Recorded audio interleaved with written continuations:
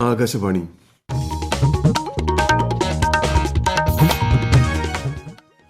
നമസ്കാരം. പ്രാദേശിക വാർത്തകൾ വായിക്കുന്നത് നരേന്ദ്രമോഹൻ.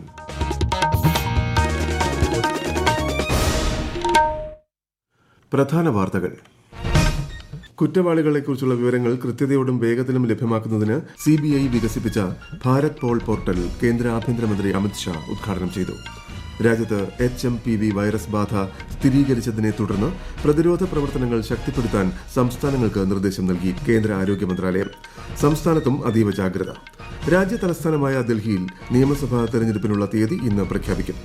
രാജ്യത്തിന്റെ പുസ്തക തലസ്ഥാനം എന്ന പദവിക്ക് ഏറ്റവും യോഗ്യതയുള്ള സംസ്ഥാനം കേരളമെന്ന് മുഖ്യമന്ത്രി പിണറായി വിജയൻ.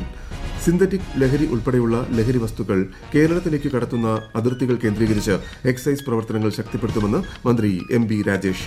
63ാമത് സംസ്ഥാന സ്കൂൾ കലോത്സവത്തിന് നാളെ തിരുവനന്തപുരത്ത് തിരശ്ശീല വീഴും. കണ്ണൂർ ജില്ല 1ാം സ്ഥാനത്ത്. വാർത്തകൾ വിശദമായി.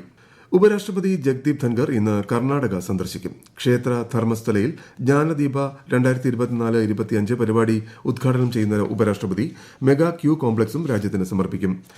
പ്രധാനമന്ത്രി നരേന്ദ്രമോദിയുടെ 2 ദിവസത്തെ ആന്ധ്രാപ്രദേശ് ഒഡീഷ സന്ദർശനം നാളെ ആരംഭിക്കും. ആന്ധ്രാപ്രദേശിലെ വിശാഖപട്ടണത്ത് 2 ലക്ഷം കോടി രൂപയുടെ വിവിധ വികസന പദ്ധതികളുടെ ഉദ്ഘാടനവും തറക്കല്ലിടലും പ്രധാനമന്ത്രി നിർവഹിക്കും. ഒഡീഷയിൽ 18ാമത് പ്രവാസി ഭാരതീയ ദിവസ് സമ്മേളനം അദ്ദേഹം ഉദ്ഘാടനം ചെയ്യും. വികസിത ഭാരതത്തിനായുള്ള പ്രവാസികളുടെ സംഭാവന എന്നതാണ് ഇത്തവണത്തെ സമ്മേളനത്തിന്റെ പ്രമേയം. 50-ലധികം രാജ്യങ്ങളിൽ നിന്നുള്ള ഇന്ത്യൻ പ്രവാസികൾ സമ്മേളനത്തിൽ പങ്കെടുക്കും. CBI വികസിപ്പിച്ച ഭാരത് പോൾ പോർട്ടലിന്റെ ഉദ്ഘാടനം കേന്ദ്ര ആഭ്യന്തരമന്ത്രി അമിത്ഷാ ഇന്ന് ന്യൂഡൽഹിയിൽ നിർവഹിച്ചു. കുറ്റാന്വേഷണവും കുറ്റവാളികളുടെ കൈമാറ്റവുമായി ബന്ധപ്പെട്ട് റെഡ് നോട്ടീസുകളും മറ്റ് ഇന്റർപോൾ അറിയിപ്പുകളും ഉൾപ്പെടെ ഇന്റർപോൾ വഴിയുള്ള അന്താരാഷ്ട്ര സഹായത്തിനായുള്ള എല്ലാ അഭ്യർത്ഥനകളും ഭാരത് പോൾ പോർട്ടൽ കാര്യക്ഷമമാക്കും. 5 വിഭാഗങ്ങളായി പ്രവർത്തിക്കുന്ന ഭാരത് പോൾ പോർട്ടൽ അന്വേഷണ ഏജൻസികളെ കൂടുതൽ ശക്തമാക്കും. കുറ്റവാളികളെ പറ്റിയുള്ള വിവരങ്ങൾ ഏറ്റവും കൃത്യമായും വേഗത്തിലും ലഭ്യമാക്കാൻ ഭാരത് പോൾ പോർട്ടലിലൂടെ സാധിക്കും. രാജ്യത്തെ കുറ്റാന്വേഷണ മേഖലയെ ലോകോത്തര നിലവാരത്തിലേക്ക് എത്തിക്കുവാൻ ഇതിലൂടെ സാധിക്കുമെന്ന് ശ്രീ ഷാ പറഞ്ഞു. 2027ഓടെ ലോകത്തിലെ 3ാമത്തെ വലിയ സാമ്പത്തിക ശക്തിയാകാൻ ഇതിലൂടെ ഇന്ത്യക്ക് സാധിക്കുമെന്നും അദ്ദേഹം അഭിപ്രായപ്പെട്ടു. വിശിഷ്ട സേവനത്തിനുള്ള രാഷ്ട്രപതിയുടെ പോലീസ് മെഡലുകളും അന്വേഷണത്തിലെ മികവിനുള്ള കേന്ദ്ര ആഭ്യന്തരമന്ത്രിയുടെ മെഡലും അദ്ദേഹം വിതരണം ചെയ്തു. രാജ്യത്ത് HMPV വൈറസ് ബാധ സ്ഥിരീകരിച്ചതിനെ തുടർന്ന് നിലവിലെ സാഹചര്യം കേന്ദ്ര ആരോഗ്യ സെക്രട്ടറി വിലയിരുത്തി. പ്രതിരോധ പ്രവർത്തനങ്ങൾ സംബന്ധിച്ച് ജനങ്ങൾക്കിടയിൽ ബോധവൽക്കരണം ശക്തിപ്പെടുത്താൻ സംസ്ഥാനങ്ങൾക്ക് നിർദ്ദേശം നൽകിയിട്ടുണ്ട്. അതിനിടെ മഹാരാഷ്ട്രയിൽ 2 പേർക്കും ഗുജറാത്തിൽ ഒരാൾക്കും കൂടി HMPV വൈറസ് ബാധ സ്ഥിരീകരിച്ചതോടെ ആകെ രോഗബാധിതരുടെ എണ്ണം 7ആയി. കർണാടക, ചെന്നൈ എന്നിവിടങ്ങളിൽ 4 പേർക്ക് നേരത്തെ രോഗം കണ്ടെത്തിയിരുന്നു. HMPV വൈറസിന്റെ വ്യാപനത്തെ സംബന്ധിച്ച് ആശങ്കപ്പെടേണ്ട കാര്യമില്ലെന്ന് ലോകാരോഗ്യ സംഘടനയുടെ മുൻ chief scientist doctor Soumya Swaminathan പറഞ്ഞു. വൈറസ് പുതിയതല്ലെന്നും ചെറിയ അണുബാധകൾ മാത്രമേ ഉണ്ടാക്കുന്നുള്ളൂവെന്നും അവർ സമൂഹമാധ്യമത്തിൽ കുറിച്ചു. ശുചിത്വം പാലിക്കണമെന്നും മുൻകരുതൽ ഉണ്ടാകണമെന്നും ഡോക്ടർ സൌമ്യ സ്വാമിനാഥൻ പറഞ്ഞു. 2001ലാണ് HMPV ആദ്യമായി കണ്ടെത്തിയത്. ചുമ, പനി, മൂക്കടപ്പ്, ശ്വാസതടസ്സം എന്നിവയാണ് HMPVയുമായി ബന്ധപ്പെട്ട ലക്ഷണങ്ങൾ. HMPV വൈറസ് ബാധയ്ക്കെതിരെ കേരളം ഇതിനകം മുൻകരുതൽ നടപടി സ്വീകരിച്ചതായി ആരോഗ്യമന്ത്രി വീണ ജോർജ്. തിരുവനന്തപുരത്ത് ആരോഗ്യവകുപ്പിന്റെ ഉന്നതതല യോഗം ചേർന്ന് സ്ഥിതിഗതികൾ വിലയിരുത്തി. ഡൽഹി നിയമസഭാ തെരഞ്ഞെടുപ്പ് തീയതി ഇന്ന് പ്രഖ്യാപിക്കും. 70-അംഗ നിയമസഭയുടെ കാലാവധി ഫെബ്രുവരി 23-ന് അവസാനിക്കും. ഭരിക്കുന്ന ആം ആദ്മി പാർട്ടി ദേശീയ തലസ്ഥാനത്തെ എല്ലാ അസംബ്ലി സീറ്റുകളിലേക്കും സ്ഥാനാർത്ഥികളെ പ്രഖ്യാപിച്ചു. BJP ഇതുവരെ 29 സ്ഥാനാർത്ഥികളെ പ്രഖ്യാപിച്ചു. 83 ലക്ഷത്തിലധികം പുരുഷ വോട്ടർമാരും 71 ലക്ഷത്തിലധികം സ്ത്രീ വോട്ടർമാരും 1261 ട്രാൻസ്ജെൻഡേഴ്സും ഉൾപ്പെടെ ഡൽഹിയിലാകെ 1,55 ലക്ഷത്തിലധികം വോട്ടർമാരാണ് നിലവിലുള്ളത്. രാജ്യത്തിന്റെ പുസ്തക തലസ്ഥാനം എന്ന പദവിക്ക് ഏറ്റവും യോഗ്യതയുള്ള സംസ്ഥാനമാണ് കേരളമെന്ന് മുഖ്യമന്ത്രി പിണറായി വിജയൻ. നിയമസഭയുടെ 3ാമത് അന്താരാഷ്ട്ര പുസ്തകോത്സവം തിരുവനന്തപുരത്ത് ഉദ്ഘാടനം ചെയ്യുകയായിരുന്നു അദ്ദേഹം. സംസ്ഥാനത്തെ വിവിധ നഗരങ്ങളിൽ നടക്കുന്ന പുസ്തകോത്സവങ്ങൾ വായനയ്ക്ക് സംസ്ഥാനം നൽകുന്ന പ്രാധാന്യത്തെയാണ് സൂചിപ്പിക്കുന്നതെന്നും മുഖ്യമന്ത്രി പറഞ്ഞു. കോഴിക്കോട് ലോക സാഹിത്യ നഗരം എന്ന പദവി നേടിയതുപോലെ പുസ്തക തലസ്ഥാനമായി കേരളം മാറുമെന്ന് പ്രതീക്ഷിക്കുന്നതായും അദ്ദേഹം വ്യക്തമാക്കി. പുസ്തക തലസ്ഥാനം, വേൾഡ് ബുക്ക് ക്യാപിറ്റൽ എന്ന പദവിക്ക് അർഹതയുണ്ടെങ്കിൽ ആദ്യം തന്നെ പരിഗണനയ്ക്ക് വരേണ്ടത് നമ്മുടെ ഈ കേരളത്തിൻ്റെ നഗരങ്ങളാണ്. തലസ്ഥാനത്തിന് പുസ്തകോത്സവങ്ങളുടെ കൂടി തലസ്ഥാനമാവാനുള്ള സർവ്വയോഗ്യതയുമുണ്ട്. കോഴിക്കോട് ലോക സാഹിത്യ നഗരിയായതുപോലെ തിരുവനന്തപുരം യുനെസ്കോയുടെ വേൾഡ് ബുക്ക് ക്യാപിറ്റൽ സ്ഥാനത്തിന് അർഹമാവുമെന്നും പ്രത്യാശിക്കട്ടെ. പ്രശസ്ത സാഹിത്യകാരൻ എം മുകുന്ദന് മുഖ്യമന്ത്രി നിയമസഭാ അവാർഡ് സമ്മാനിച്ചു. ചടങ്ങിൽ മന്ത്രി GR അനിൽ, പ്രതിപക്ഷ നേതാവ് VD സതീശൻ തുടങ്ങിയവർ സന്നിഹിതരായിരുന്നു. ഈ മാസം 13 വരെ നടക്കുന്ന പുസ്തകമേളയിൽ 160-ലേറെ ദേശീയ അന്തർദേശീയ പ്രസാധകർ പങ്കെടുക്കുന്നുണ്ട്.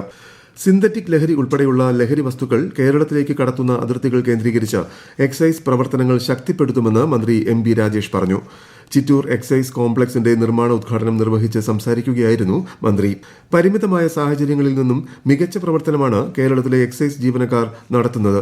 ലഹരിക്കെതിരെയുള്ള പോരാട്ടം എക്സൈസിന്റെ മാത്രം ഉത്തരവാദിത്വമല്ല, അതിൽ ജനങ്ങളും പങ്കാളികളാവണമെന്നും മന്ത്രി പറഞ്ഞു. നേപ്പാൾ തലസ്ഥാനമായ കാഠ്മണ്ഡുവിൽ ശക്തമായ ഭൂചലനം ഇന്ന് പുലർച്ചെ 6:50 ഉണ്ടായത്. ടിബറ്റിലെ ഡിങ്കി കൌണ്ടിയാണ് ഭൂകമ്പത്തിന്റെ പ്രഭവ കേന്ദ്രം.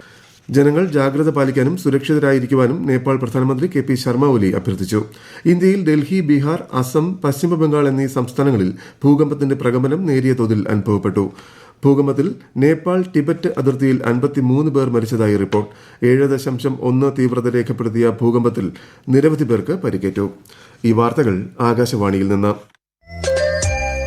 ആകാശവാണി വാർത്തകളും വാർത്താ അധിഷ്ഠിത പരിപാടികളും all India radio news Thiruvananthapuram YouTube ചാനലിലും @ഓൾ India radio news Thiruvananthapuram Facebook പേജിലും AIR ന്യൂസ് തിരുവനന്തപുരം ഇൻസ്റ്റഗ്രാം അക്കൌണ്ടിലും @AIR ന്യൂസ്_TVM X ഹാൻഡിലും ലഭ്യമാണ്. കേരള ഗവർണർ രാജേന്ദ്ര അർലേക്കർ സർവകലാശാല വൈസ് ചാൻസലർമാരുമായി തിരുവനന്തപുരത്ത് ഇന്ന് കൂടിക്കാഴ്ച നടത്തും. ഗവർണറായി ചുമതലയേറ്റതിന്റെ പശ്ചാത്തലത്തിലാണ് കൂടിക്കാഴ്ച. നീറ്റ് PG യോഗ്യതാ മാനദണ്ഡത്തിൽ കേന്ദ്ര ആരോഗ്യ മന്ത്രാലയം ഇളവ് വരുത്തിയതിന്റെ പശ്ചാത്തലത്തിൽ പുതിയ മാനദണ്ഡ പ്രകാരം യോഗ്യത നേടിയവർക്ക് സംസ്ഥാന PG മെഡിക്കൽ കോഴ്സുകൾക്ക് അപേക്ഷിക്കാം. നാളെ വൈകുന്നേരം 3 മണിവരെയാണ് ഓൺലൈൻ അപേക്ഷ നൽകേണ്ടത്. 63ാമത് സംസ്ഥാന സ്കൂൾ കലോത്സവത്തിന് നാളെ തിരുവനന്തപുരത്ത് തിരശ്ശീല വീഴും. വൈകുന്നേരം 5 മണിക്ക് സെൻട്രൽ സ്റ്റേഡിയത്തിൽ നടക്കുന്ന സമാപന ചടങ്ങ് പ്രതിപക്ഷ നേതാവ് VD സതീശൻ ഉദ്ഘാടനം ചെയ്യും. കലോത്സവത്തിന്റെ 4ാം ദിനമായ ഇന്ന് 25 വേദികളിലും മത്സരങ്ങൾ പുരോഗമിക്കുകയാണ്. കൂടുതൽ വിവരങ്ങളുമായി ആകാശവാണി തിരുവനന്തപുരം ജില്ലാ പ്രതിനിധി രജു കോലിയക്കോട്. സംസ്ഥാന സ്കൂൾ കലോത്സവത്തിന്റെ മുഖ്യവേദിയായ സെൻട്രൽ സ്റ്റേഡിയത്തിൽ ഹൈസ്കൂൾ വിഭാഗം പെൺകുട്ടികളുടെ ഭരതനാട്യം തുടരുകയാണ്. ഉച്ചയ്ക്ക് ശേഷം ഹൈസ്കൂൾ വിഭാഗം സംഘനൃത്തവും ഇതേ വേദിയിൽ അരങ്ങേറും. ഹൈസ്കൂൾ വിഭാഗം മലയാള നാടക മത്സരം ടാഗോർ തിയേറ്ററിൽ പുരോഗമിക്കുകയാണ്. മറ്റ് ജനപ്രിയ ഇനങ്ങളായ മിമിക്രി, മോണോ ആക്ട്, ചവിട്ടുനാടകം, നാടോടി നൃത്തം, നാടൻപാട്ട്, കഥാപ്രസംഗം എന്നിവയും വിവിധ വേദികളിലായി അരങ്ങേറുകയാണ്. നാളെ വൈകുന്നേരം നടക്കുന്ന കലോത്സവത്തിന്റെ സമാപന ചടങ്ങിൽ ചലച്ചിത്രതാരം ടൊവിനോ തോമസ് മുഖ്യാതിഥിയായി പങ്കെടുക്കും. രാജ്യത്തെ ഓഹരി വിപണികളിൽ നേട്ടം. സെൻസെക്സ് 205 പോയിന്റ് നേട്ടത്തിൽ 78,170-ലും നിഫ്റ്റി 97 പോയിന്റ് ഉയർന്ന് 23,719-ലും വ്യാപാരം തുടരുന്നു. സ്വർണ്ണവിലയിൽ മാറ്റമില്ല.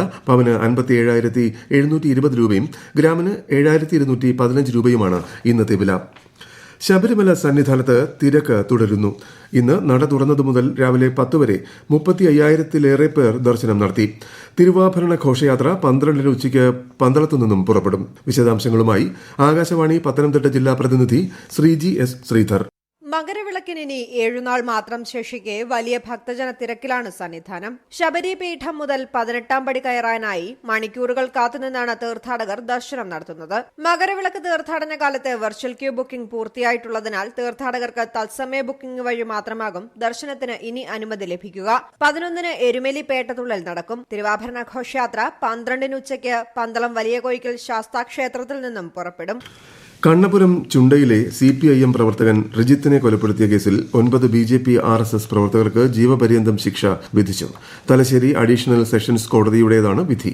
10 പേരായിരുന്നു കേസിലെ പ്രതികൾ. 3ാം പ്രതി സംഭവശേഷം മരിച്ചു. 2005 ഒക്ടോബറിലായിരുന്നു കേസിനാസ്പദമായ സംഭവം. പ്രധാന വാർത്തകൾ വീണ്ടും.